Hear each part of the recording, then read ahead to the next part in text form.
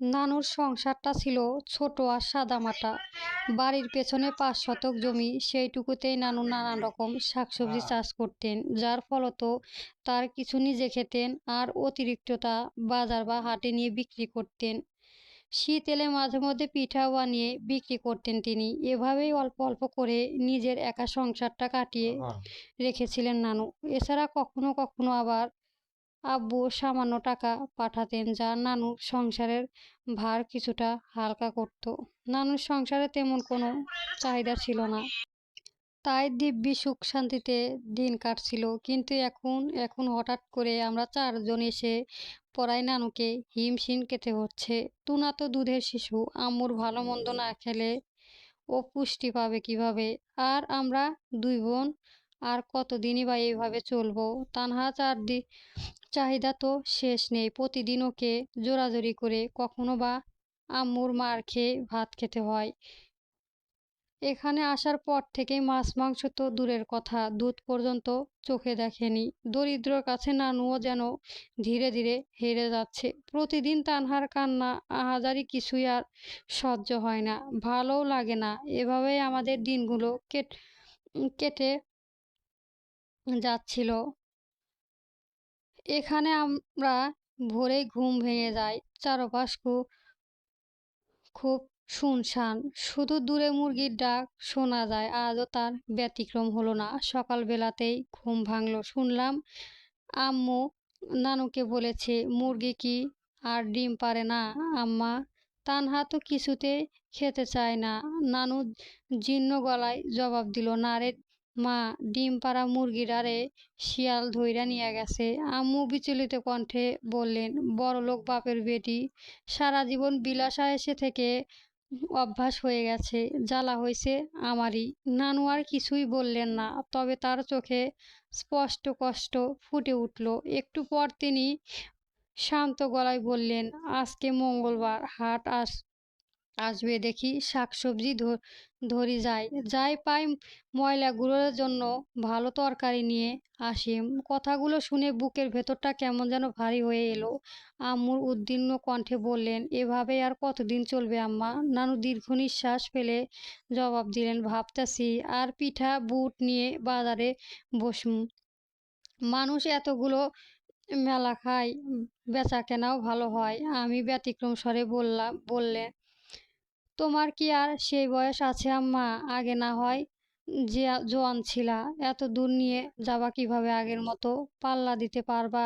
নানু মুখ কুঁচকে বললেন, এভাবে ঘরে বসে থাকা কি হবে? সাওয়াল গুঁড়ো না খাওয়া মরুম নাকি? আম্মু নরম গলায় বললেন, তোমার শরীর তো ভালো নেই আম্মা। নানু ধীরে অথচ দৃঢ় কণ্ঠে উত্তর দিলেন, থাকুক, কিছুই হবে না। এতদিন তো ছিলি না, মুই কি পারন নাই? যাই, কেউ নাই, তার আল্লাহ আছে। আম্মু নিরাশ গলায় বললেন, আচ্ছা যাও। কথার ফাঁকে হঠাৎ আমার দিকে চোখ পড়ল আম্মু। তিনি বললেন, তুই উঠেছিস, দাঁড়িয়ে আছিস কেন? এইদিকে আয়। আমি ধীরে পায়ে এগিয়ে গেলাম। আম্মু কিছুক্ষণ চুপচাপ আমার মুখের দিকে তাকিয়ে রইল, তারপর বললেন, তোর চোখে এমন ফোলা আছে কেন? আমি চমকে উঠলাম। গত কয়েক রাত ধরে নীরব কেঁদেছি। আম্মু তীক্ষ্ণ চোখে তার ধরা পড়েছে। নানু মৃদুস্বরে বললেন, ময়না, যা মুখ ধুয়ে আয়। আমি কলের পাড়ে গেলাম, বাথরুমে একটু দূরে। এখানে বিলাসের কিছুই নেই, ব্রাশের জায়গায় আম পাতা কিংবা ডাল, পোস্টে পেস্টের বদলে লবণ বা ছাই। শুরুতেই এসব সহ্য করতে পারতাম না, বমি আসতো। এখন অভ্যাস হয়ে যাচ্ছে। হাত মুখ ধুয়ে ফিরে এলাম। আম্মু 2টো রুটি আর 1 কাপ চা আমার সামনে রাখলেন। আগে কখনো এসব খাইনি। গত কয়েকদিন ধরে 3 বেলা ভাত ছিল আমাদের ভরসা। নানু আম্মুকে বললেন, দোকান থাইকা ডিম আনিয়া দে। আম্মু শক্ত গলায় বললেন, না খাই। তুরা খাইতে পারবি, তানহা ছোট, তাই খাইতে চায় না। তুরফা তো বুঝিস। আমি নানুর দিকে তাকিয়ে ধীরে বললাম, আমি খেতে পারবো। এই কথা বলেই তাড়াহুড়ো করে খেতে শুরু করলাম, কিন্তু প্রতিটা লোকমা যেন গলার ভেতরে নামতেই চাচ্ছিল না। পেটের চেয়ে চেয়ে বুকটা যেন বেশি ভারী হয়ে উঠেছে। খাওয়া শেষ হলে আম্মু বললেন, তুরফা, যা বই খাতা নিয়ে বস। দেখি কয়েকদিনের মধ্যে এখানকার স্কুলে তোকে আর তানহাকে ভর্তি করিয়ে দেব, লেখাপড়ার গ্যাপ দেওয়া যাবে না। আমি শুধু মাথা নাড়ালাম। সবে ক্লাস 9-এ উঠেছি, সায়েন্স গ্রুপ, অন্য অনেক কিছুর সঙ্গে হয়তো ধীরে ধীরে মানিয়ে নেওয়া যায়, কিন্তু পড়ালেখা সেটাকে কিভাবে সামলাবো। আগে পড়তাম এক নামকরা বেসরকারি স্কুলে। সামনে ছিল আমার ক্লাস টিউটর এক্সাম। সব কিছুই যেন ঠিকঠাক লাইনে সাজানো ছিল। আমার পড়াশোনা, বন্ধুবান্ধব, টিউশন, একটা আলাদা জগৎ ছিল আমার। হঠাৎ করে সব কিছুই ছিঁড়ে ফেলা হয়েছে। এখানে এসে সেই জীবনটাকে আমি কোথায় খুঁজে পাবো? টুনার কান্নার শব্দে আমার ভাবনা কেটে গেল। আম্মু ওদিক থেকে চেঁচিয়ে উঠলেন, ওকে কোলে নে। টুনাকে কোলে নিলাম। বুকে যেন উম, হিম শীতল স্রোত বয়ে গেল। ছোট ছোট হাত পা, নরম শরীর, আদুরে মুখখানা। এত সুন্দর বাচ্চার প্রতি মায়া না হয়ে পারে? দেখতে দেখতে তানহা উঠল। আম্মু ওকে ডিম দিয়ে দিলেন। ও বেশ খুশি হলো। অন্যদিকে বাসি খাওয়া অমৃত মনে হয়। অনেকটা সময় গেল। নানুর হাতে বেল আর বাটি নিয়ে দাঁড়ানো। তানহা জিজ্ঞেস করলো, আম্মু, নানু কই যাচ্ছে? আম্মু বললেন, সবজি আনতে জমিতে যাচ্ছে। তানহা মুখ প্রসন্ন করে উঠল। নানু ওকে জিজ্ঞেস করলেন, তুই যাবি? আয়। তানহা খুশি হয়ে এগোলেন। নানু আমাকে বললেন, তুইও আয় ময়না। আমি ধীরে পায়ে পিছিয়ে পিছে গেলাম। বাড়ির পেছনে অল্প স্বল্প জঙ্গল আর ময়লা, তারপর জমি, লাউ শাক, কচু শাক, কলমি শাক আর হরেক রকমের শাক, এছাড়াও বিভিন্ন সবজি, পেঁপে, ধন্দুল, আলু সহ নানান নাম না জানা কত কি। নানু অনেকগুলো তুলে নিলেন। তানহা বেশ মজা পেল, আমরাও ভালো লাগলো। নানুকে সাহায্য করলাম। বাড়িতে ফিরে আস্তে আস্তে হাঁপিয়ে উঠলাম। এবার গোসল করব। গোসল করাটাও কম ঝামেলা নয়, চারদিকেই উন্মুক্ত। আম্মু ওনার টাঙিয়ে অস্থির পর্দা করে দিয়েছে। সবাই একে একে গোসল করে খেয়ে নিল। খাওয়াও শেষ। আমরা একটু বিশ্রাম নিচ্ছিলাম, কিন্তু নানু থামলেন না। শাকসবজিগুলো ধুয়ে ধুয়ে গুছিয়ে রাখছিলেন। আম্মু বিরক্ত গলায় বললেন, আম্মা, এখনো করতেছেন কেন? কেবল ভাত খাইলা? নানু কাজ করতে করতে বললেন, এগুলো ধুতেই সময় লাগবো, বাইরে হতে হবে, এদিকে কিছু পাওয়াও যাব না, হাতটা যখন লাগবো। আম্মু উদ্বিগ্ন হয়ে বললেন, এত দূর তুমি যাইতে পারবা? নানুর কোনো উত্তর দিলেন না, শুধু হালকা একটা হাসি হাসলেন। কিছুক্ষণ পর আমি বাইরে এলাম। নানুকে জিজ্ঞেস করলাম, কই নিয়ে যাবা নানু? হাটে বেচুম। ও, একটু ভেবে বললাম, আমিও যাই। না, মালা দূর, হাঁটবার পারবো না, মেলা মানুষ থাকে। আমি আর কিছু বললাম না। আম্মু এসে বললেন, আমিও অসুস্থ আম্মা, তুরফা যাক। নানু আপত্তি করলেন, আরে না, থাক। আম্মু দৃঢ় গলায় বললেন, না, যাক। রাস্তায় যদি তোমার কিছু হয়, আর ওরও তো শিখতে হবে। আমি টুনাকে রেখে বেরোতে পারবো না। তানহা গেলে জেদ করবে। এর চেয়েও তুরফা যাক, কাজকর্ম, ইনকাম কামানো করুক, শিখুক। নানু আর আপত্তি করলেন না। কিছুক্ষণ পর আমি রেডি হলাম, হিজাব পরলাম। আম্মুর মুখে একটা মাস্ক পরিয়ে দিলেন। নানু মাথায় ডালি তুলে নিলেন। হাতে দুটো ব্যাগ, আর একটা ব্যাগ আম্মু আমার হাতে ধরিয়ে দিলেন। তারপর নানুর সঙ্গে রাস্তায় বেরোলাম।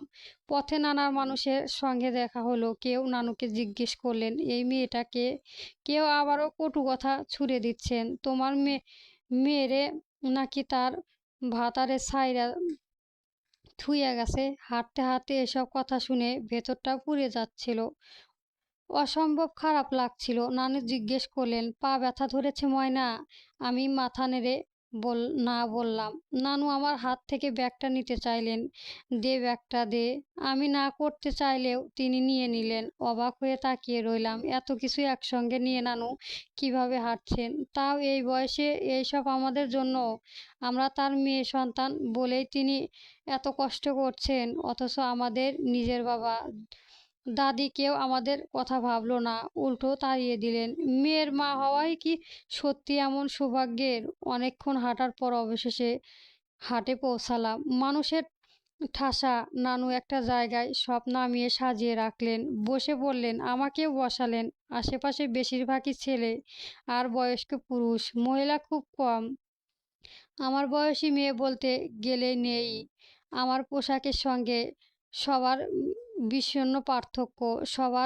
সবাই গ্রাম্য। অনেকেই হাঁ করে তাকিয়ে দেখছিল। কয়েকজন ছেলে খারাপ দৃষ্টিতে তাকিয়ে ইশারা করে হাসাহাসি করছিল। গা গুলিয়ে উঠছিল। অস্থিরতা বুঝে নানু বললেন, "কি হয়েছে ময়না?" আমি কান্না ভেজা গলায় বললাম, "ওরা আমাকে নোংরাভাবে দেখছে নানু, ইশারা করছে।" নানু একবার চারিদিকে তাকালেন, তারপর আমার কাঁধে হাত থেকে শান্ত গলায় বললেন, "ওগুলারে দেখবার যাস কেন?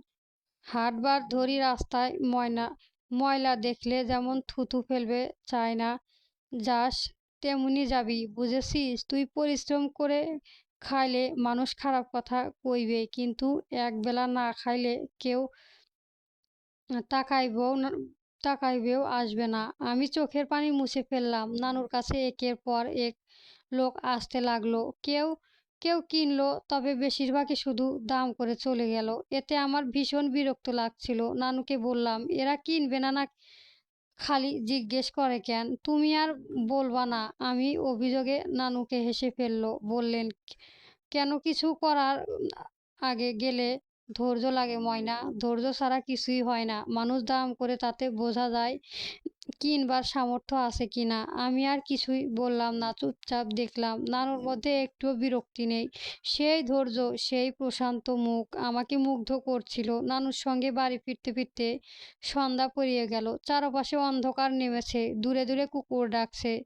আমার শরীরে শিরশির করে উঠছিল। নানু এক হাতে আমাকে আগলে ধরে হাঁটছিল। আজকেও উপার্জনে তিনি কিছু মাছ কিনেছে, আর তানহার কিছু নাস্তা আমাকেও নিতে বলেছিল, কিন্তু আমি নেই। যেন জীবনে আমি ছেড়ে এসেছি, তাই বিলাসিতা নতুন জীবনের সঙ্গে পুরো মানিয়ে না নেওয়া পর্যন্ত ছুটতে চাই না। বাড়িতে ফিরে দেখি দরজাটা হালকা খোলা। ভেতর থেকে হাসির আওয়াজ আসছে। নানু আর আমি ঢুকলাম। আবারও সেই মহিলাটা, যিনি ৪-৫ দিন আগে আম্মুর বিয়ের কথা বলতে এসেছিলেন। সঙ্গে আরেকজন পরিপাটি মহিলা। আম্মু স্বাভাবিক ভঙ্গিতে ভ্রু কুঁচকে দাঁড়িয়ে আছেন।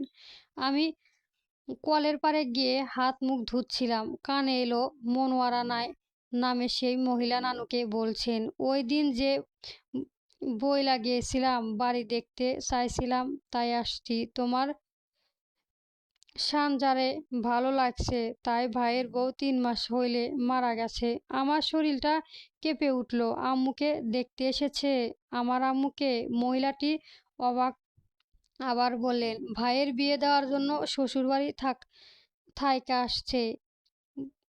বলি দেরি কইরো না, দিয়ে দাও। এমন সম্বন্ধ বারবার আসে না।" নানু হতভম্ব হয়ে বললেন, কি কোয়াস? হুটহাট কইরা একজনারে বাড়ি নিয়ে আসছস? ও তো তালাক নাই। তাছাড়াও আছে। মহিলাটি নির্দ্বিধায় বললেন, "ওর বাচ্চাগো দেখি মেলা বড়। এরাই তো বিয়া হইবে কয়দিন পরে। মাইয়া জীবনের শেষ করবা, দুটারেই তুমি পালবা। কয়েক বছর বিয়া দিবা, ঝামেলা শেষ।" তিনি আমাকে ইঙ্গিত করে কথাটা বললেন। আমি আর কিছু শুনিনি। দৌড়ে চলে এলাম। তখন বাইরে যেতে যেতে মহিলারা আম্মু আর নানুর কথা বলছিল। ঘরে ঢুকতেই তানহা আমাকে দেখে খুশিতে ছুটে এলো। অনেক দিন পর পছন্দের খাবার পেয়েছে যে। টুনা বিছানায় একা একা হাত পা নাড়াচ্ছে। টুনাকে বুকে জড়িয়ে ধরলাম। এত সুন্দর ফুটফুটে সন্তান রেখে আম্মু কি সত্যি বিয়ে করবে? নইলে সেই মহিলারা এতটা সাহস হতো? সেই দিন আম্মু কিছু বলেনি বলে আজ আবার এসেছে। বাবা মা থাকা সত্ত্বেও যে মানুষ এতিম হতে পারে, নিজের জীবনে না এলে কখনো বুঝতাম না। তুরার ছোট মুখখানিতে একের পর এক চুমু দিলাম। তানহাকে কাছে টেনে নিয়ে ক্ষীণ কাঁপা গলায় বললাম, "বাপ ছেড়েছে, মাও যদি ছেড়ে যায়, আমি তোদের কোনোদিন ছাড়ব না। তোদের নিয়েই আমি আজীবন থাকবো। তোদের কষ্ট পেতে দেব না। তোদের কেউ না থাকলেও বড় বোন থাকবে। এটা একটা উপন্যাস, সেভাবেই লেখা হবে। সিনেমার মতো একটা গানের জীবন বদলে যাবে না। তুরফার গল্পের কথক, ওর মনের কথা থাকবে, ওর স্ট্রাগল জীবন থাকবে।" আজ আম্মুর বিয়ে। হ্যাঁ, সত্যিই আম্মুর বিয়ে। আম্মু বউ সেজেছে। কি সুন্দর লাগছে তাকে। তানহা আম্মুকে দেখে ভীষণ খুশি হয়ে এসেছে, বলল, তু আপু তোর আপু, আম্মু কি সুন্দর লাগছে না? আমিও ওভাবে সাজবো। আমি উত্তর দিতে পারলাম না। তানহাকে বুকে টেনে নিলাম। ও কি বুঝতে পারছে আজকে যে উম আমার মা ছাড়া হব?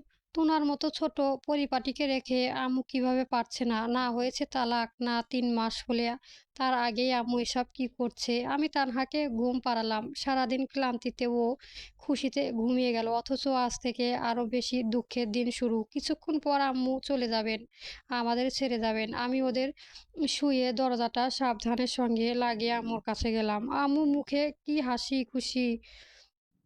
আমাকে কাঁদতে দেখে বললেন, "কাঁদছিস কেন?" আমি নিশ্চুপ রইলাম। তিনি আবার বললেন, "কাঁদছিস কেন? মায়ের খুশি সহ্য হয় না তোদের?" আমি দৌড়ে ঝাঁপিয়ে ধরলাম, আকুতি করলাম, "ও আম্মু, আম্মু, আমাদের ছেড়ে যেও না আম্মু। তোমাকে ছাড়া আমরা কিভাবে থাকবো? ও আম্মু।" আম্মু নিজের থেকে ছাড়িয়ে নিলেন। বিরক্ত সুরে বললেন, "সর, আমার সাজ নষ্ট করছিস কেন? তুই ছোট নস তোরফা, তোর বয়সের থেকেও কত ছোট ছোট মেয়েরা মা ছেড়ে থাকে। আম্মু, আম্মু, টুনার কথা ভাবো, ও তো দুধের শিশু।" আম্মু কাট গলায় বললেন, "তোদের জন্য আমি জীবন নষ্ট করতে পারবো না। তোদের নানু দেখবে তোদের। সর দেখি।" আমি আম্মুকে আরো শক্ত করে জড়িয়ে ধরলাম। আম্মু আমাকে সরানোর চেষ্টা করলেন। "তুরফা, ছাড় আমাকে।" "না আম্মু, না আম্মু।" আমি বলছি, ছাড় আমাকে, সর।" বলে সব শক্তিতে ধাক্কা দিলেন। আমি ছিটকে পড়লাম। আম্মু চলে যেতে লাগলেন। আমি মাটিতে গড়িয়ে গিয়ে তার পা জোড়া ধরলাম। "আম্মু, আম্মু, ও আম্মু, আমাদের ছেড়ে যেও না আম্মু। আম্মু রে, ও আম্মু।" ঠিক আব্বুর মতোই পা ছেড়ে ছড়িয়ে দিলেন। আমার মুখটা মাটিতে পড়ল সম্পূর্ণ। আম্মু কিছু একটা বলে হন্তদন্ত পায়ে চলে যাচ্ছিল। আমি আর্তনাদ করে উঠলাম, "তুমি ছাড়া কেউ নাই আম্মু, যায়ও না আম্মু।" তুরফা আমার শরীরটাকে ঝাঁকিয়ে তুলল কেউ। আমি ধড়ফড় করে উঠে বসলাম। আশেপাশে দেখলাম রাত হয়েছে। পাশে তানহা। টুনা ঘুমাচ্ছে। তার মানে আমি স্বপ্ন দেখছিলাম। ঢোক গিললাম পর কয়েকটা। "তুরফা, তুই ঠিক আছিস?" আম্মুর দিকে তাকালাম। তিনি উদ্বিগ্ন দৃষ্টিতে আমার দিকে তাকিয়ে আছেন। অপলক তাকিয়ে দেখলাম তাকে। কি ভয়ঙ্কর স্বপ্ন! আম্মু আমাকে আবার বললেন, "ঘুমের মধ্যে ছটফট করছিলি কেন? আর কি বলছিলিস?" আমি নিশ্চুপ হয়ে নির্বিষে তাকিয়ে দেখলাম তাকে। আম্মু আমার গালে হাত রাখলেন। "মুখ ভেজা কেন তোর? ঘুমে কাঁদছিলি?" এবারও চুপ রইলাম। তিনি আমাকে বাহু ধরে বললেন, "দেখি, এদিকে আয় তো।" আমি নিজেকে ধাতস্থ করে উঠলাম। ভেতরে উঠানে ঢং আছে। আম্মু সেখানে আমাকে ডাকলেন। আমি তার নিকস্থ হয়ে বসলাম। আম্মু আমাকে জিজ্ঞেস করলেন, "কি এত চিন্তা করছিস বলতো? গত কয়েকদিন ধরে তোর চোখ মুখ ফোলা থাকে। লুকিয়ে লুকিয়ে কাঁদদিস।" আমি ঢোক গিললাম। আম্মু বললেন, "খারাপ স্বপ্ন দেখেছিস? কিছু বলেছিস না যে?"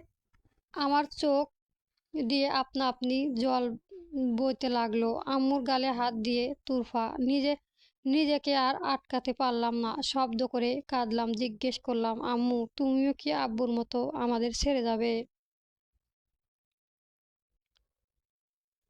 আম্মু ভ্রু কুঁচকালো। আমি বললাম, "তুমি কি সত্যি বিয়ে করবা আম্মু?" আম্মু কিছুক্ষণ চুপ থাকলেন। তারপর সহসা ক্ষীণ হেসে উঠলেন, ছমছম করে উঠলেন। আমাকে জিজ্ঞেস করলেন, "আমাদের কথাবার্তা শুনেছিস?"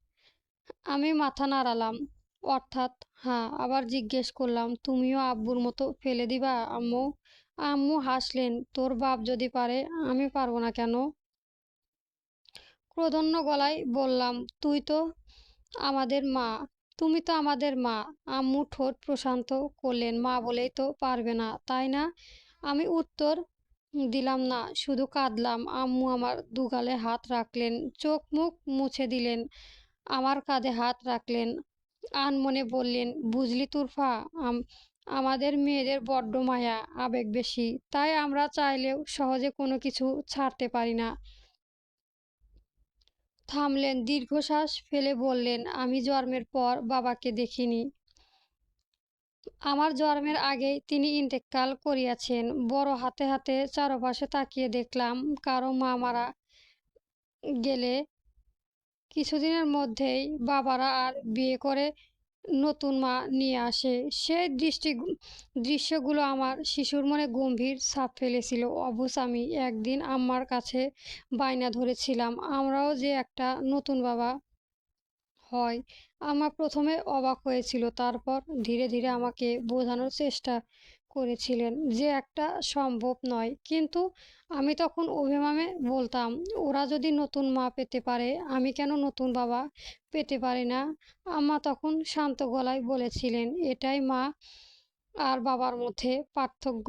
খুব অল্প সংখ্যা বাবা আছে যারা সন্তানদের জন্য নিজের পুরো জীবন উৎসর্গ করে, কিন্তু মায়েদের ক্ষেত্রে ছবিটা উল্টো। অসংখ্য মায়া আছে যারা সন্তানদের নিয়ে নিজের জীবন গড়ে তোলে, নিজের সুখ দুঃখ সবকিছু নিজেদের মধ্যে সীমাবদ্ধ রাখে।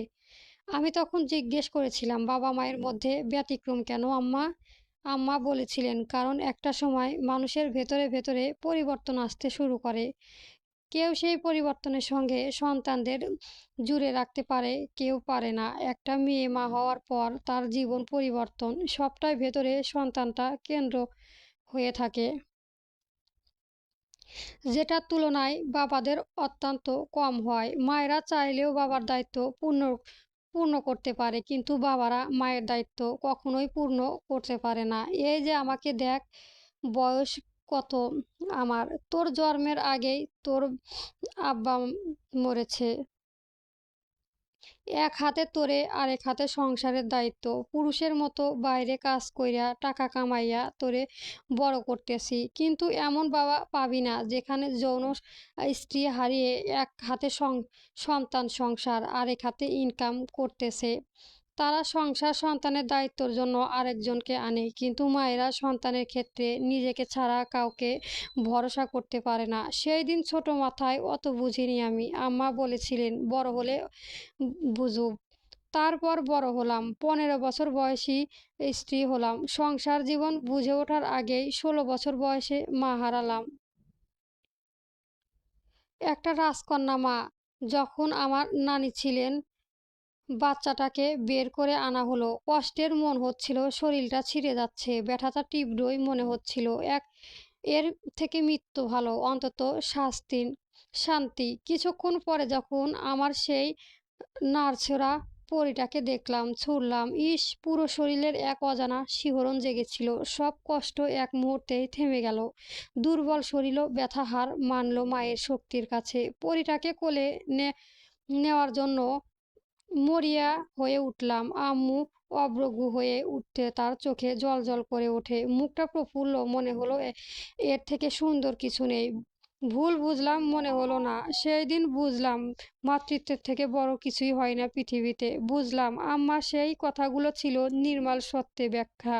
আমি লক্ষ্য করলাম আম্মুর চোখে পানি এসেছে, তবুও তিনি হাসলেন। মাতৃত্বের কোনো একদিন অনুভূতি না, কোনো মুহূর্তেই উচ্ছ্বাসও না। মাতৃত্ব ধীরে ধীরে মেয়েকে বদলে দেয়, একদম ভেতর থেকে। নিজের ব্যথা, নিজের ভয়, নিজের স্বপ্ন সবকিছুই ঊর্ধ্ব উঠে একটুখানি প্রাণ বাঁচিয়ে রাখার দায়িত্ব হয়ে ওঠে।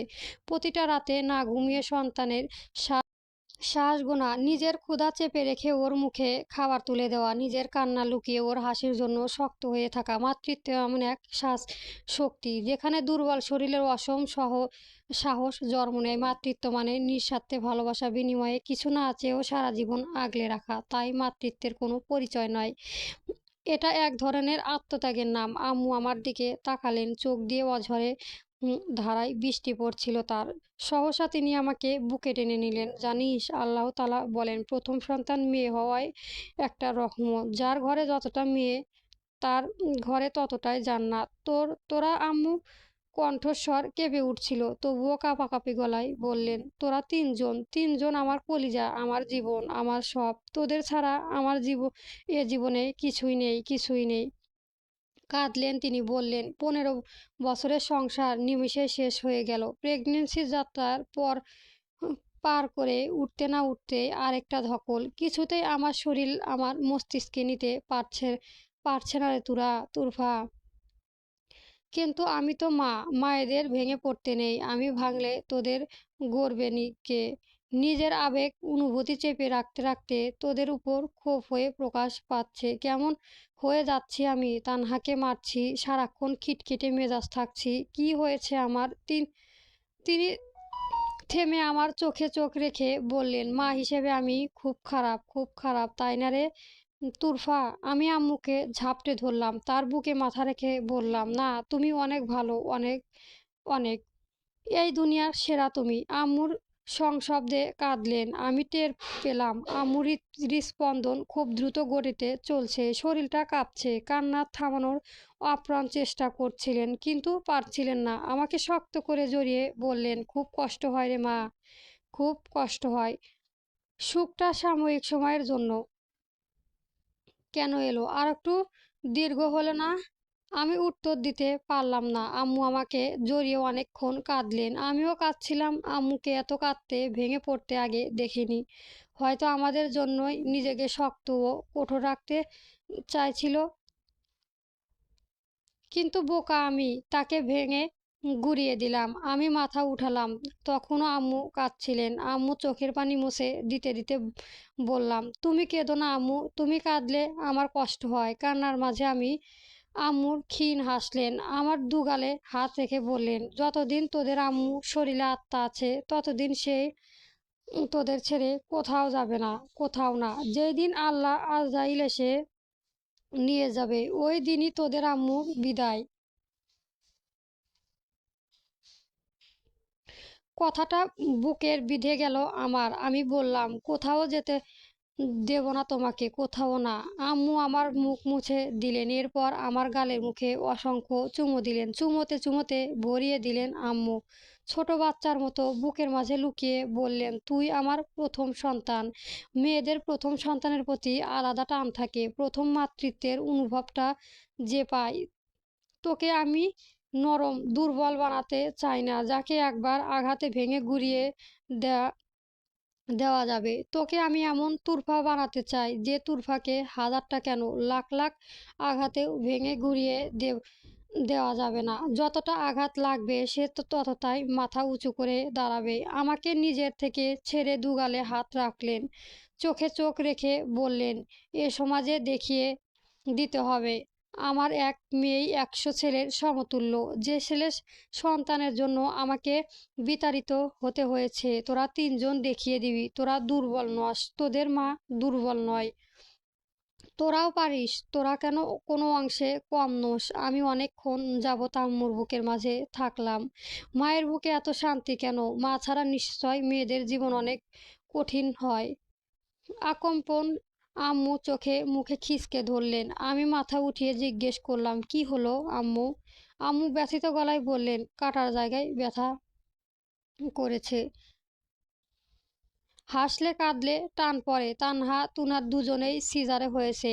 তুনা হওয়ার 1 মাস মাসও হলো না, কয়েক সপ্তাহ মাত্র। এর মধ্যে আম্মুর শরীরের উপর কত ধকল গেছে, তবুও মানুষটা কতটা মজবুত হয়ে আছে। পৃথিবী মায়েদের মতো কেউ নেই, অথচ আমি আম্মুকে কতটা ভুল বুঝলাম, কষ্ট দিলাম। আম্মুর ব্যর্থতাতে আমার মাথায় হাত বুলালেন, একদম চিন্তা করবি না, তোদের আম্মু বেঁচে আছে এখনো। এখন শুরুতেই একটু কষ্ট করতে হবে, তারপর আস্তে আস্তে সব ঠিক হয়ে যাবে। যা, কাঁদবি না, এসব ফালতু কারণে কাঁদবি না, কাঁদবি আল্লাহর কাছে। এ জগতে কারো কাছে তোর কান্নার মূল্য থাকুক আর না থাকুক, তার কাছে ঠিকই আছে, খুব বেশি আছে, বুঝলি? আমি মাথা নাড়ালাম। আম্মু হেসে কপালে চুমু দিলেন। এরপর বললেন, আয় ঘুমাবি। আমাকে জড়িয়ে নিয়ে ঘরে গেলেন। আমি শুনলাম। আম্মু তানহার মাথায় হাত বুলিয়ে দিলেন, চুমু দিলেন। তুনার ছোট মুখখানা চুমুতেই ভরিয়ে দিলেন। আমরা আবারও মাথাতেই হাত বুলালেন। ঘুমা সোনা আমার, তোদের আম্মু সবসময় আছে তোদের সঙ্গে। আমি দীর্ঘশ্বাস ফেললাম। বিশীর্ণ হৃদয়টা প্রসন্ন হলো। নিজেকে বোঝাতে লাগলাম, জীবনে অনেক বড় হতে হলে আমাকে অনেক বড়, যতটা বড় হলে কষ্ট আমার আম্মুকে ছুঁতে পারবে না, ততটা বড়। পরের দিন ঘুম ভাঙল খুব দেরিতে। অনেক দিন বাদে চিন্তা অস্বস্তিতা মুক্ত ভীষণ শান্তি আরামদায়ক ঘুম হয়েছিল। তানহা উঠে গেছে। আমি উঠে ফ্রেশ হয়ে নিলাম। রান্নাঘরের সামনে পীরায় আম্মু তুনাকে নিয়ে বসে আছে। নানু আর তানহা রান্নাঘরের ভেতরে। খড়বাঁশের খুঁটি দিয়ে বানানো ঘর দেখতে খুব সুন্দর লাগে। আম্মু আমাকে দেখে ক্ষীণ হাসলেন। নানু আমাকে খেতে দিলেন, বললেন, উঠলু ময়না, কই বোধহয় হাটে যায়া খুব ক্লান্তি হইল। আমি কিছু বললাম না। তানহা খাওয়া শেষ হলো। ও আম্মুর কাছে যেতেই আম্মু ওকে চুমু দিলেন। যা সোনা, বই নিয়ে বস। তানহা ঘরে চলে গেল। এরপর আম্মু সহসা আমাকে দিকে তাকিয়ে হেসে নানুকে বললেন, জানো আম্মা, এতদিন যে তুরফার চোখ মুখ ফেনা দেখলাম, ও মনোয়ারার চাচির কথা শুনে ভাবছিল আমি বিয়ে করব। আর এই জন্যই প্রতিদিন কাঁদতো আমার তুরফা। নানু বিহম্বন হয়ে তাকালেন। আমি ক্ষীণ লজ্জা পেলাম। তারপর নানু হেসে আমার মাথায় হাত বুলিয়ে আম্মুকে বললেন, দেখেছিস সাওয়াল কত কষ্ট পাইছে। এরপর আমাকে বললেন, ময়না রে, মায়েরা সন্তানের ছাড়তে পারে না। মায়েরা যদি অন্যের মতো স্বার্থপর হইতো তাহলে এই দুনিয়ায় টিকতো না, কিয়ামত আইসা যাইতো। আমি ঠোঁট প্রসারিত করলাম। নানু আমাকে টিটকারি দিয়ে বললেন, তুইও একদিন মা হবু, তখন আরো ভালো করবি কইরি বুঝু। আমি লজ্জা পেলাম। নানুর দিকে বিরক্ত সূচক তাকিয়ে চটজলদি উঠে দাঁড়ালাম। আম্মু আর নানু দুজনেই সশব্দে হেসে উঠল। ঘরের দিকে পা বাড়াতেই হঠাৎ আম্মু আত্মশব্দ ভেসে এলো। আমি দৌড়ে আম্মুর কাছে গেলাম। আম্মু চোখ মুখ খিচে ধরে আছে। নানু তুরাকে কোলে নিলেন। আম্মু দাঁতে দাঁত চেপে বললেন, পেটে কাটায় কয়েকদিন ধরে হুটাহুট ব্যথা উঠতেছে আম্মা। মা, মনে হয় ছিঁড়ে যাচ্ছে। নানু উদ্বিগ্ন গলায় বললেন, এটাই তো ভালো কথা নয়। তাহলে ডাক্তার দেখা লাগবে, নইলে বড় কোনো সমস্যা হইবা যাইবে ফের। আম্মু শাড়ির আঁচল সরিয়ে নানুকে বললেন, আম্মা দেখো তো একটু। প্রথমবারের মতো আমি কাটা জায়গাটুকু দেখলাম। পুরো শরীর শিউরে উঠল। আম্মু কিভাবে যে সহ্য করে আছে। মায়েরা কত কষ্ট করে। আল্লাহ মনে হয় সব ধৈর্য তাদেরই দিয়ে রেখেছে। নানু বিচলিত গলায় বললেন, সাদা সাদা হইয়া গেছে রে মা। আম্মু শাড়ি ঠিকঠাক করে বললেন, থাক, ঠিক হইয়া যাইবে। নানু বললেন, শোন, তুই বেশি হাডুম না, কোনো কাজ করবার লাগবে না। পেট যেন চাপা না পড়ে। কাটা না শুকাইতে যত চাপ গেছে। আল্লাহ না করুক কিছু হইয়া গেলে, তাইলে ডাক্তার একবার দেখা লাগবে বুঝুম। আম্মু ব্যথিত মুখে হেসে মাথা নাড়ালেন। আমি অসহায় দৃষ্টিতে তাকাতেই দেখি আম্মুর আমার মাথায় হাত বুলালেন। এতটুকুতেই ভয় পেলে চলবে? ভয়কে মোকাবেলা করে চলতে হবে, নইলে পথে কাটা পা বাড়াবে। কাটা পা পড়লেই কি হবে? বাহ্যিকভাবে বড়-জোড়া আঘাত লাগবে, রক্ত ঝরবে। ভয় ঘুরিয়ে দিতে হবে। আঘাতে আঁকড়ে ধরে এগিয়ে যেতে হবে। থেমে গেলে তার জন্য পরাজয় অপেক্ষা করবে। আম্মুর কথায় মনোযোগ দিয়ে শুনলাম। ভাবতে লাগলাম, ভাবনায় ব্যাঘাত ঘটা নানু। হায় রে পুরুত্তেছে ও তুরফা, ছোট ময়নারে নেতো। আমার ছোট পরীটাকে কোলে নিলাম। নানুর পেছনে গেল। চুলোয় বড় একটা পাতিল। নানুর বড় হাতা চামচ দিয়ে নাড়ছে। ধোঁয়া উঠছে। গুলো কি নানু? নানু পিট পিট করে তাকালেন গরম ভাবে। আর চুলোয় বিষাক্ত ধোঁয়া মুখে আসছে। তিনি বললেন, এগুলো কাবলি বুট। এতগুলো কে খাবে? বাজারে নিয়ে জামু বেচমু। আজকেই হাট বসবে না? হাট সপ্তাহে একদিন বসে নানু। আমিও যাব তোমার সঙ্গে। কালকা গেছুনু না?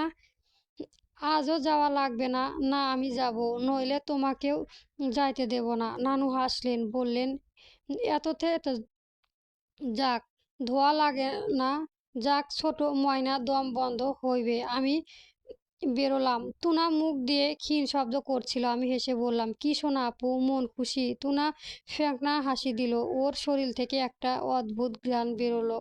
আমার খুব ভালো লাগে। ওর কচি মুখখানা চুমু দিতে একটা মজা, স্বাচ্ছন্দ্য বোধ হয়। ছোট বাচ্চাদের দেখলে অজান্তে শান্তি পাওয়া যায়, অথচ কিছু মানুষ তাদের পরোয়া না করে ফেলে রেখে যায়। ভাবতে দীর্ঘশ্বাস বেরিয়ে এলো। সেই দিন খাওয়া দাওয়া শেষ করে বিকেলের দিকে আমি আবারও নানুর সঙ্গে গেলাম। নানু কিভাবে কাজ করছিলেন মনোযোগ দিয়ে দেখলাম। মাঝে একবার একটা মানুষের সঙ্গে নানুর তর্ক লেগেছিল। নানু খুব বিচক্ষণতার সঙ্গে সামলে নিলেন। অর্ধেকের অর্ধেক শুধু বিক্রি হলো, তবুও তাতেই নানু খুশি। আমি নানুকে জিজ্ঞেস করলাম, এইটুকু বিক্রি করে তুমি কি খুশি? নানু আমার বাচ্চামো কথা শুনে হেসে বলল, শোন, একেবারে কি মানুষ গাছের ডালে উঠবার পারে? পারে না। লাফাইয়া উঠবার গেলে ধপাস করে নিচে পড়ে। এই জন্যই গাছের নিচে থেকে ধরি ধরি আস্তে করিয়া উপরে ওঠা লাগে। আত্মা যদি ছোট হয় তাহলে জীবন অনেক কষ্ট পাবো। আত্মা হওয়ার লাগবে বড়। বড় হইবার অল্পতে সন্তুষ্ট থাকিবার পারবো। বেশি আশা করে থাকবো না, আর আন্দাজি কষ্টও পাবো না। এভাবেই মানুষ ধীরে ধীরে বড় হয়। এভাবেই নিজের মনোবল গড়ে তোলা লাগে। নানুর কথাগুলো খুব প্রভাব ফেললো। যাওয়ার পথে আম্মুর কথাগুলো তুললেন। দেখ ময়না, তোদের যত কষ্ট হচ্ছে তার থেকে বহুত কষ্ট তোদের মায়ের হচ্ছে। মাইয়া মানুষের সুখ দুঃখ জীবনের সাথী হইল স্বামী। বিয়ের পর তার স্বামী হলো জীবন। সেই স্বামী যখন ছাইরা দেয়, তার বাঁচাইবার থাকার কষ্টসাধ্য হইয়া যায়। তোর মা তোদের সামনে ভালো থাকলেও ওর মা হয়ে মুই জানতেছে ও মনের অবস্থা খুব কষ্টে আছে। শুধু তোদের কারণেই বেঁচে আছে। মাঝে মধ্যে রেগে বেশ কিছু কইলে মনে নিস না। এ মনে তোদের মা তোদের মেলা ভালোবাসে। সেই দিন মধ্যরাতে কারো গুনগুন শব্দ কানে আসছে। আমি পিট পিট করে তাকালাম। আম্মু জায়নামাজের হাতে তুলে বসে আছে। এ সময় তো এশার নামাজ নয়, তবে নিশ্চয় তাহাজ্জুদ নামাজ পড়ছেন। আম্মু কেঁদে কেঁদে ক্ষীণ কণ্ঠে মোনাজাতে বলছিলেন, হে আল্লাহ, আমার আম্মা এ বয়সে যিনি আমাদের জন্য লড়ে যাচ্ছেন, তাকে তুমি সুস্থ, সহিত ও নিরাপদ রাখো। তার শরীরের প্রতিটি ক্লান্তি ও অসুস্থতা তুমি রহমতের বদলে দাও। তার চোখের জলগুলো কবুলিয়াতের নূরে ভরিয়ে দাও। হে দয়াময় মালিক, হে আল্লাহ, যে মানুষগুলো কন্যা সন্তানদের জন্য আমাদের তাড়িয়ে দিয়েছেন, তাদের জন্য আমার প্রতিশোধ চাই না, আমি হেদায়ত চাই। তাদের অন্তত খুলে দাও, সঠিক পথ দেখার তৌফিক দান করো মালিক, যেন তারা বুঝতে পারে কন্যা সন্তান বোঝা নয়, রহমত। হে আমার রব, আমার প্রতিটি কন্যাকে তুমি ভালো মানুষ হিসাবে গড়ে তোলার শক্তি দাও। তাদের চরিত্র দাও নূর, মনে দাও ধৈর্য, আর জীবন দাও হালাল পথের চলার সাহস। হে আল্লাহ, এত অল্প বয়সে আমার ছোট বাচ্চাটার কাঁধে সংসার দায়িত্ব পড়েছে। সে কত পরিশ্রম করছে তুমিও তো জানো। তাকে তুমি সঠিক পথে দৃঢ়তা রাখো। তার ঘাম যেন কখনো বৃথা না হয়। তার চোখ যেন একদিন ইজ্জত ও স্বস্তিতে বদলে যায়। হে আমার মালিক, আমার পরিবারকে তুমি তোমার হেফাজতে রাখো। যেখানে আমার দুর্বল, সেখানে তুমি শক্তি দাও। যেখানে আমরা হারিয়ে যাই, সেখানে তুমি পথ বানিয়ে দাও। আমিন। আম্মুর কথা শুনে আমার চোখ ভিজে উঠল। নিঃশব্দে কেঁদে ফেললাম। কতটা ধৈর্যবান মানুষ তিনি, যে মানুষগুলো তার সবচেয়ে বড় ক্ষতি করলো, তার বিচার না চেয়ে শুধু হেদায়েতের কামনা করলেন। আম্মু জায়নামাজে লাগলেন। আমি স্পন্দনপণে চোখ মুখ মুছে ঘুমে ভান করি। আম্মু আমাদের কাছে এসে হাত বুলিয়ে চুমো দিলেন, তারপর শুয়ে পড়লেন। আমিও মনে মনে দোয়া করলাম, আল্লাহ আমার আম্মুর মনের আশা পূর্ণ করে দিও। এভাবেই দিনগুলো কেটে যেতে লাগলো। সপ্তাহ পেরিয়ে গেল। এরপর একদিন আম্মু আমাকে স্কুলে ভর্তির জন্য নিয়ে গেলেন। গ্রামের ছোটখাটো খুব নিম্নমানের একটা স্কুল। যাবতীয় কাগজপত্র নিয়ে আমরা গেলাম। স্কুলের পরিবেশ ছিল খুব খারাপ। কোনো নিয়ম কানুনে বা শৃঙ্খলা ছিল না। আগের স্কুলের সাথে তুলনা করলে সেখানে পড়াশোনা করার মোটে সহজ মনে হচ্ছিল না। ভর্তির সময় একটু ঝামেলা পোহাতে হয়েছে, তবে আম্মু সব ম্যানেজ করে ফেলেছেন। ভর্তি হয়ে আমি ক্লাসরুমে দেখতে গেলাম। কিছু রুমে শিক্ষক ছিলেন, আবার কিছু রুমে ছিলেন না। যেহেতু আমি সায়েন্স গ্রুপ ভর্তি হয়েছি, সেখানে মাত্র 6 জন ছাত্রছাত্রী ছিল। ভর্তি করার সময় জানানো হয়েছিল এখানে উচ্চতার গণিত নেই, তবে কৃষি বিষয় আছে। তবুও আমি উচ্চতার গণিত বিষয় নিলাম, যদিও জানতাম এই বিষয়ে ক্লাস বা পরীক্ষা হবে না। তবুও গ্রহণ করলাম। বাকি সবাই কৃষি নিয়েছে। আমার আগের স্কুলে 3.5 মাস হয়ে গিয়েছিল। আমি নবম শ্রেণী পড়ছি এবং বেশ কিছু পড়াশোনা করেছি। অর্ধবার্ষিক পরীক্ষায় সিলেবাসও প্রায় শেষ হয়ে গিয়েছিল ওখানে। এখানে হেডমাস্টার শিক্ষকরা শুধুমাত্র উচ্চতার শ্রেণীর কথা বলেছে, অথচ আমার সন্দেহ হচ্ছে অন্য গ্রুপের বিষয়গুলোর জন্য আদৌ ভালো শিক্ষক রয়েছে কিনা। এরপর তানহা ভর্তি করা হলো। তানহার জন্য অত চিন্তা ছিল না, কারণ আমি ছিলাম এবং আম্মুও টুকটাক পড়তে পারেন, তাই ওর পড়াশোনা ব্যাপারে তেমন ঝামেলা ছিল না। সব ঝামেলা আমার বেলায় এসে পড়লো যখন আমি স্কুলে যেতাম। খুব বাজে পরিস্থিতির সম্মুখীন হতাম। আমি শহরের পরিবেশে বড় হয়েছি। বাড়ির পরিবেশে কিছুটা মানিয়ে নিতে পারলেও স্কুলের পরিবেশে মানিয়ে নিতে পারিনি। সবাই গ্রাম্য ছেলেমেয়ে। তাদের আচরণ, ভাবভঙ্গি সবকিছুতেই গ্রাম্য ছাপ স্পষ্ট ছিল। আমি ওদের সঙ্গে মিশতে পারতাম না। তাছাড়া ছেলেরা অনেক বাজে ছিল। ছোট ছোট ছেলে মেয়েদের ভাষাও ছিল অশালীন এবং অশ্রাব্য। আমি এমন ভাষা সহ্য করতে পারতাম না। সিনিয়র ও ক্লাসের ছেলেরা আমাকে বারবার বিরক্ত করতেন, ভীষণ বাজে ইঙ্গিত ও বার্তা দিত।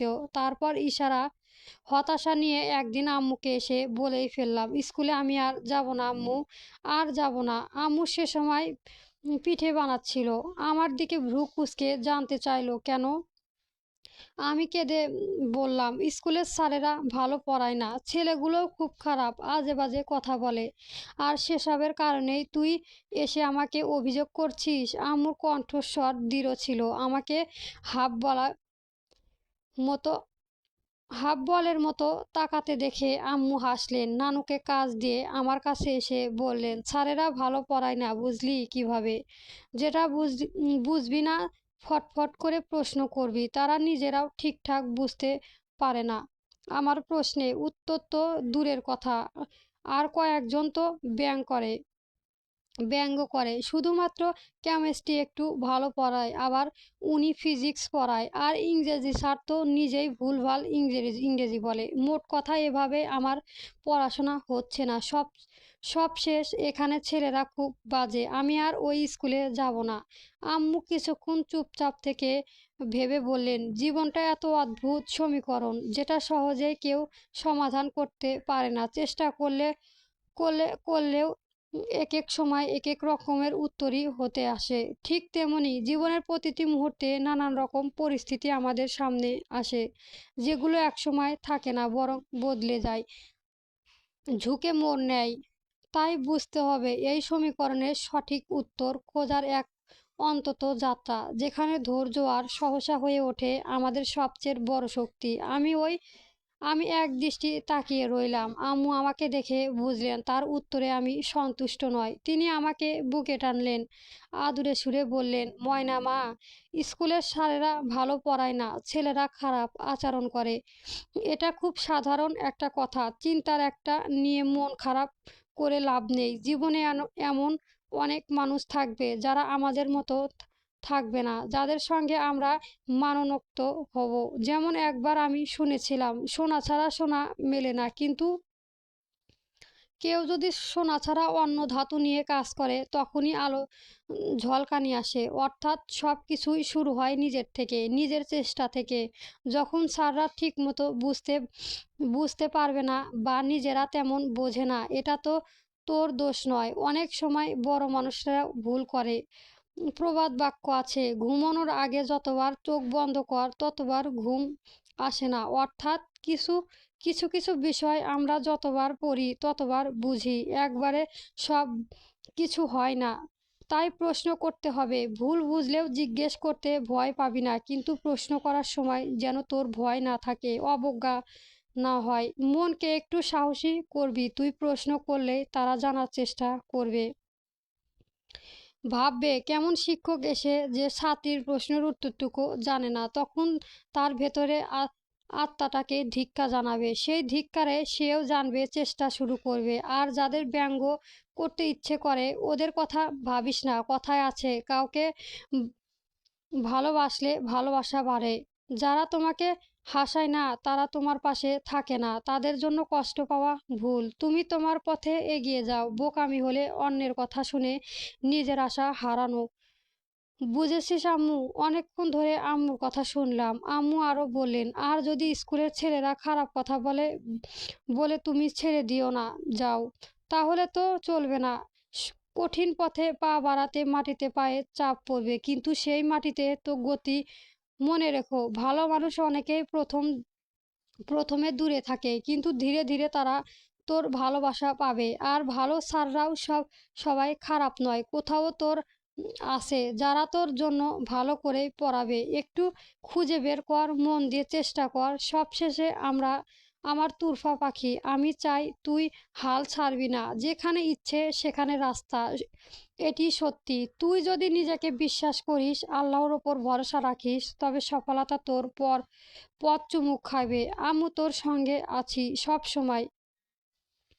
আম্মুর থেকে কপালে চুমো নিলে আবারও বললেন, ময়না, মনে রাখিস এই যাত্রা একা নয়। তুই যত বড় সমস্যায় আসুক, যত বড় বাধা থাকুক, তোর শক্তি ততটাই বেশি হবে। সাহস হারাবি না, হতাশা হারাবি না, কারণ সত্যিকারের শক্তি আছে নিজের বিশ্বাস থেকে, নিজের চেষ্টার ফল থেকে। তুই যে আমার মেয়ে, তোর ভেতরে সেই শক্তি আছে আমি জানি। তার সব সময় তোর সঙ্গে আছি। তোর স্বপ্ন পূর্ণ হবে ইনশাল্লাহ। আম্মুর কথায় আমি অনেক অনুপ্রেরণা পেলাম।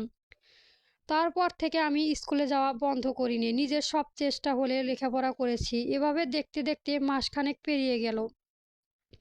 ক্লাস লাইন থেকে টেনে ক্লাস 9 থেকে 10-এ উঠে গেলাম আমি। কিন্তু এর মাঝে হঠাৎ বিপত্তি ঘটল। যখন নানু অসুস্থ হয়ে পড়লেন, আম্মু বাড়িতে পিঠাসহ বিভিন্ন খাবার বানাতেন। আর নানু ও আমি মিলে সেগুলো বিক্রি করতে যেতাম। কিন্তু নানুর অসুস্থতায় আর্থিক সংকট এসে পড়ল। আমি জানি হঠাৎ আমার কি হলো। আমি নিজে থেকে সাহস নিয়ে বললাম, আম্মু, আমি একাই যাব। নানু অসুস্থ অবস্থায় বলেছিলেন, না না, একলা পারবো না। তারপর চেঁচিয়ে আম্মুকে বললেন, শাহনাজ, ওরে যাইতে দিস না। কিন্তু আমি আমার সিদ্ধান্তে অটল ছিলাম। একদিন আম্মুও বাধা দিলেন, আমাকে একা কোনোভাবেই ছাড়তে রাজি নন। আমি আম্মুকে বললাম, তুমি তো বলেছিলে আম্মু, আত্মবিশ্বাসী হলো সব সব সোজা হয়ে যায়। নিজের পথ নিজেকেই কাঁটামুক্ত করে হাঁটতে হয়। এখন তোমরাই আমাকে বাধা দিচ্ছ কেন? আমি বাজারে যাব, বিক্রি করতে পারবো। আম্মু বললেন, আমি তোকে আত্মবিশ্বাসী হতে শিখিয়েছি ময়না, তা ঠিক, কিন্তু আত্মবিশ্বাস আর জেদ এক জিনিস নয়।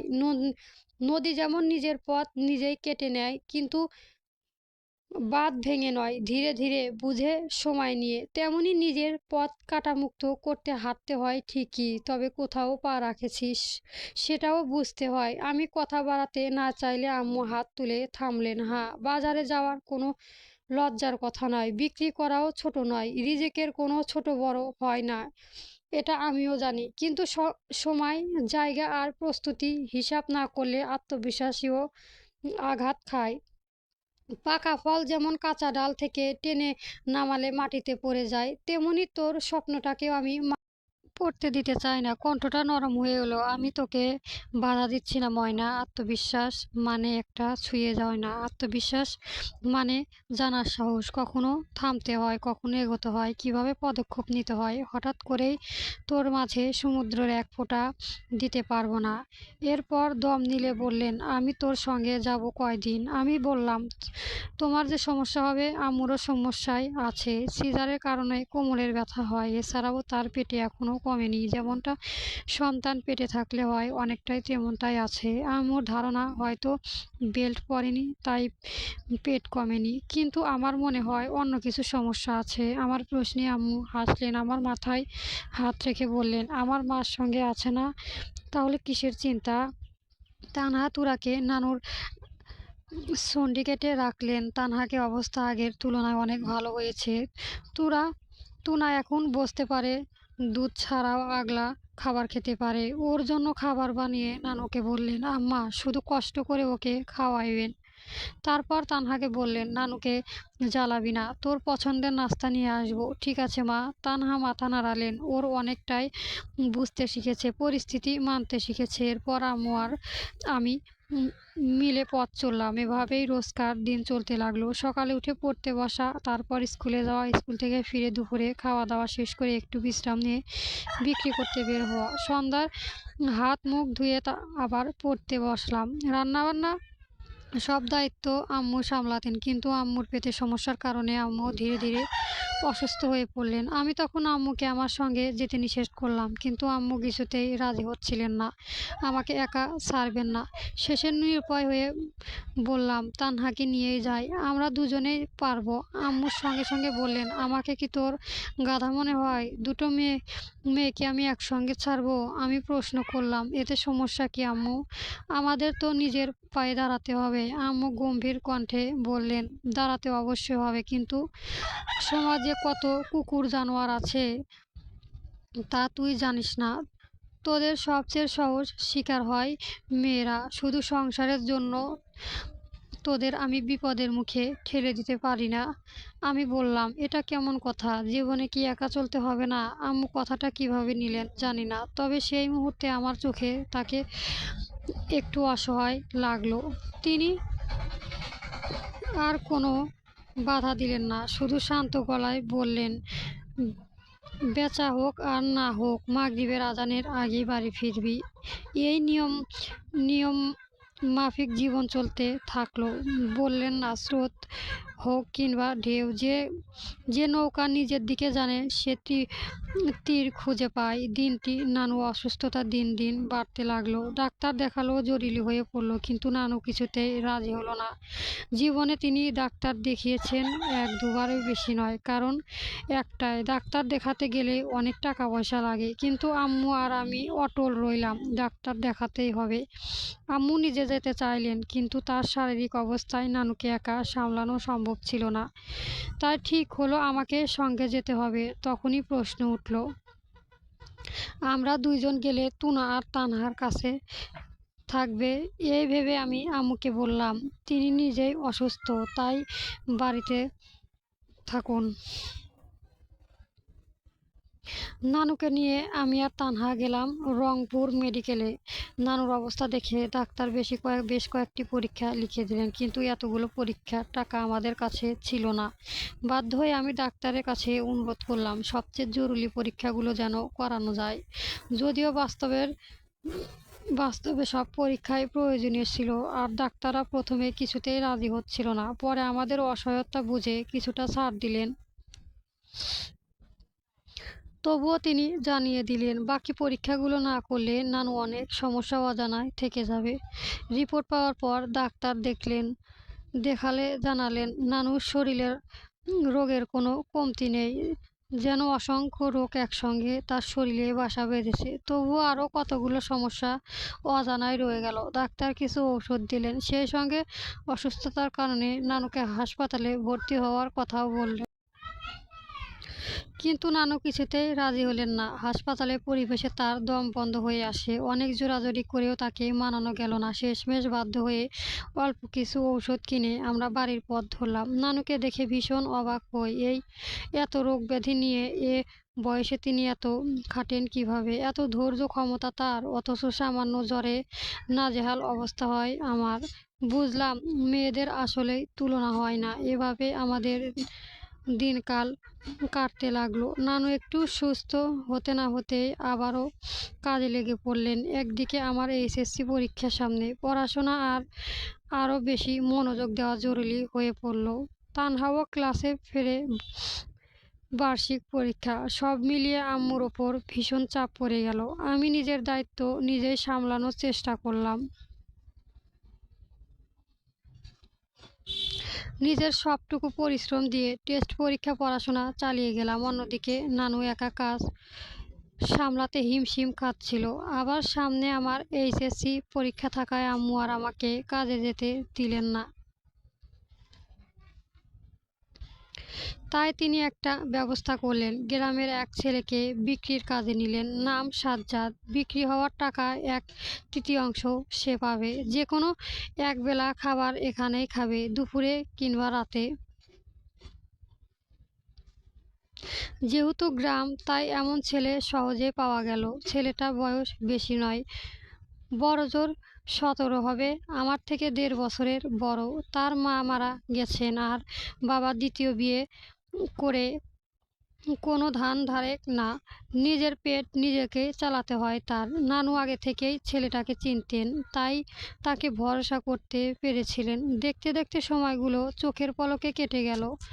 আমার ছোট পরী টুনার 3.5 মাস পরই প্রায় 2 বছর হবে। সারাক্ষণ বিচ্ছুর মতো লাফায়, একটু আধুর হাঁটলেও শিখেছে। তানহা ক্লাস 5-এ উঠলো, আর আমার এইচএসসি পরীক্ষা এসে গেল।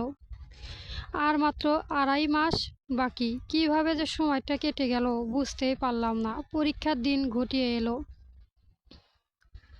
ঝড় ঝাপটার মাঝেই একে অপরের পরীক্ষা দিতে থাকলাম। মোটামুটি ভালোই হলো, শুধু উচ্চতার গণিতটা অন্যগুলোর তুলনায় তেমন ভালো হয়নি। A+ পাবো না ভেবেই মন খারাপ করে বসে থাকলাম। একদিন আম্মু আমার মন খারাপ আর তীব্র হতাশা দেখে বললেন, নম্বর কাগজে লেখা থাকে, কিন্তু মানুষটা তৈরি হয় জীবনের পরীক্ষায়। সবাই বই খুলে পড়ে পাশ করতে পারে, কিন্তু সবাই একসঙ্গে সংসারের বোঝা বয়ে, অভাবের ভেতরে দাঁড়িয়ে নিজের স্বপ্ন আগলে রাখতে পারে না। তুই সেটা পেরেছিস, মনে রাখিস ফলাফল আল্লাহর হাতে, কিন্তু চেষ্টা মানুষের। আল্লাহ চেষ্টা কখনো নষ্ট করে না। আজ যদি A+ নাও আসে, তাতে তোর মূল্য একটুও কমবে না। তোর মূল্য এইখানে যে তুই হার মানিসনি, পড়াশোনা ছেড়ে দিসনি, দায়িত্ব দেখে পিছিয়ে যাসনি। একদিন এই পরিশ্রমই তোকে এমন জায়গায় নিয়ে যাবে, যেখানে আজকে এই কষ্টগুলো তোর শক্তি হয়ে দাঁড়াবে। তখন মানুষ বলবে, এই মেয়েটা সহজ পথে আসেনি, বরং নিজেই নিজের জন্য পথ বানিয়ে নিয়েছে। আমি তোকে নিয়ে গর্ব করি রে মা, নাম্বারের জন্য না, মানুষ হিসেবে ঠিকভাবে বড় করতে পেরেছি বলে। তারপর থেকে রেজাল্ট চিন্তা ছেড়ে দিলাম। যা হবে খুশি মনেই মেনে নেব, এই দৃঢ় সংকল্পে নিজেকে স্থির করলাম। দিন গুনতে গুনতে রেজাল্টের দিন এসে পৌঁছালো। রেজাল্ট দেওয়ার পর অজান্তেই ভয় আর আতঙ্কে মনটা ঘিরে ধরেছিল। তাই রেজাল্ট পাওয়ার পর্যন্ত আম্মু আমাকে বুকে জড়িয়ে ধরেছিলেন। যখন রেজাল্ট হাতে পেলাম, তখন যা ঘটলো সেটা সত্যি বিস্ময়কর। আমি A+ পেয়েছি, যদিও আমার আকাঙ্ক্ষাটা পুরো ভুল ছিল না। উচ্চতার গণিতে প্লাস আসেনি, তবুও গড়েও A+ এসেছে। আম্মু খবরটা শুনেই খুশিতে কেঁদে ফেললেন। সেই দিন রাতের মতো গম্ভীর মুক্ত থেকে উড়ে আসা কান্না। আমি অবাক হয়ে বললাম, তুমি কেন কাঁদছো আম্মু?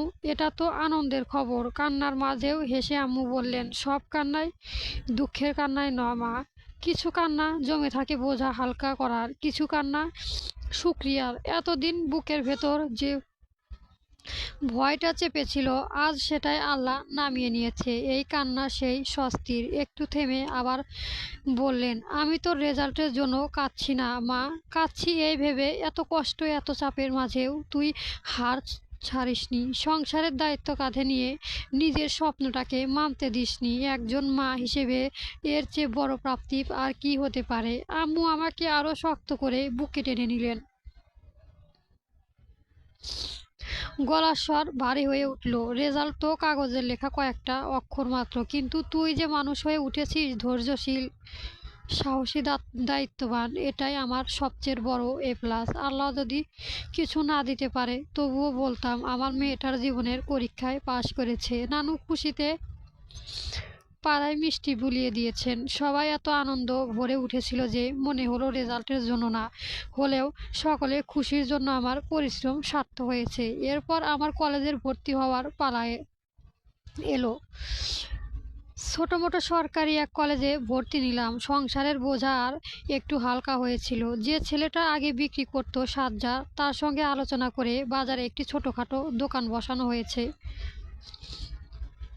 সেখানে আমাদের বাড়ি যাবতীয় কাঁচামাল বিক্রি হয়। আগে নানু শুধু নিজে খাওয়ার জন্য অবদান করতেন, এখন তার তুলনায় অনেক বেশি আবাদ হচ্ছে। এছাড়া কখনো কখনো পিঠা, বিভিন্ন ভাজা পোড়া, চটপটি, বুট ইত্যাদি বানিয়ে বিক্রি হয়। সাজ্জাদ বেশ সৎ ছেলে, তাই নানুও আম্মু তাকে ভরসা করেছে। তাদের এই বিশ্বাস আর যত্ন আমাদের সংসারের ভিত্তিকে আরও মজবুত করে তুলল।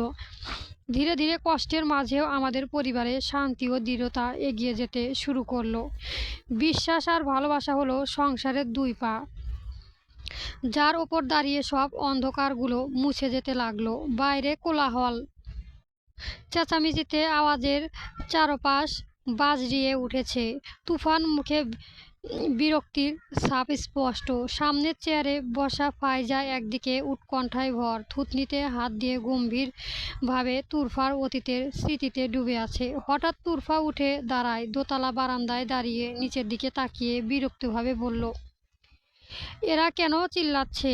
ফাইজা ধ্যান ভাঙল, মাথা ঝাঁকিয়ে নিচের দিকে উঁকি মেরে বললে, আরে ওইগুলো তো ভিত্তির চামচগুলো, অহেতু চেঁচামেচি করছে বালসালের নেতার দল। তুরফা ব্যাগ কাঁধে নিয়ে ফাইজাকে বলল, হাঁ করে বসে থাকিস কেন, উঠে চলিস। ফাইজা একটু সচেতন হয়ে তুরফার উত্তর না পেয়ে দ্রুত হাঁটতে লাগলো। ব্যাগ ঠিকঠাক করে ফাইজা ডাকলো, তুরফা দাঁড়াও তো।